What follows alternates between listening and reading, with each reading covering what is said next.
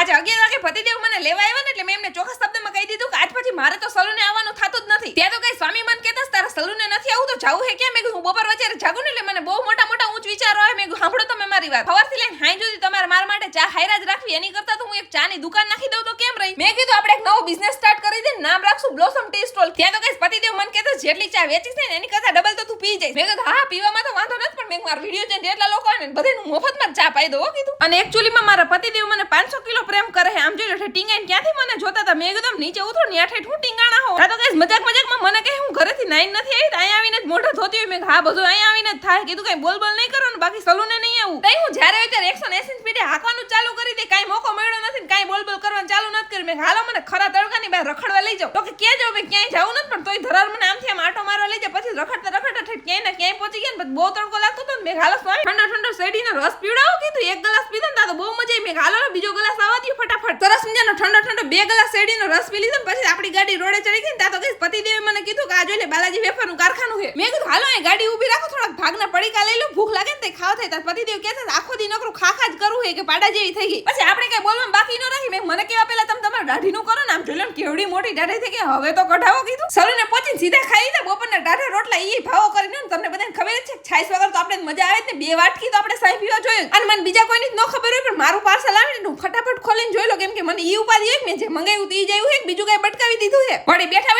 મને હું હોય છું તો પતિદેવને કીધું મારું બહુ માથું દુખે, મેં મને હેર ઓઇલ મસાજ કરી દયો ને. ત્યારે પતિદેવે દાઈમાં તેલની બોટલ આખી મારા માથા ઊંધી વારી દીધી. મેં કાઈ વાંધો નહીં, મને તો જરાય ઉપાધિ જ નથી, હેર વોશ તમારે જ કરી દેવાનું છે. 5 એકવાર તો ચા પી લીધી હતી, પણ જોઈ મજા નહીં ને. ધાઈના 7 વાગે પાછા પહોંચી ગયા ચા પીવા માટે. મસ્ત બાબુ ડોરની જેમ ગરમ ચાનો કાંટો ચડાવ્યો. હાલો આઈ જાય તો કઈ આપણો હેર વોશમાં વારો ન આવ્યો. હવે કાલે વાત આપણે થાઈને નીકળી ગયા ઘરે જવા માટે. રસ્તામાંથી લેવાનું હતું થોડું કરિયાણું. ડીમાર્ટમાંથી બધોય સામાન લઈને હજી તો ઘરની નીચે પહોંચ્યા ને ત્યાં ઠેણીયા આવી ગયા. આમ લીધે અમારા નાના સબસ્ક્રાઇબર પ્રતાપને રામ કરવા માંડ્યા. મેં કીધું બધોય સામાન મારી એકલીને નીચે ઉતારવો પડ્યો. ડીમાર્ટમાંથી મેં તો પોપકોર્નનું પડીકું લીધું હતું ને કીધું હાલો હું બનાવીને ખાઈ લો. હું ને સ્વામી બેઠા પોપકોર્ન ખાતા હતા ને અમારા જેઠ બાબા જો કેવા નાટક કરે. જરાય ગરમ નહોતા ને તોય કે સોય બાપા બહુ ગરમ હે. મેં કીધું હાવ ખોટા. પછી તો રોટલા ખાઈને અમે બધા આવી ગયા કોફી શોપે મફતની કોફી પીવા. મેને પતિદેવે તો અમારા માટે હારા માયલી કોફી મંગાવી લીધી ને જેઠ બાબા હાટુ ઓર્ડર દેતા ભૂલી ગયા ને એટલે આમ જીને બાજવા માંડ્યા. મેં કીધું કાઈ નહીં, નો કોફી પીવી, તમે કોફી પીને આજની રાતનો વ્લોગ ખતમ કરી મળીએ કાલના નવા મિની વ્લોગમાં. Tata bye bye guys.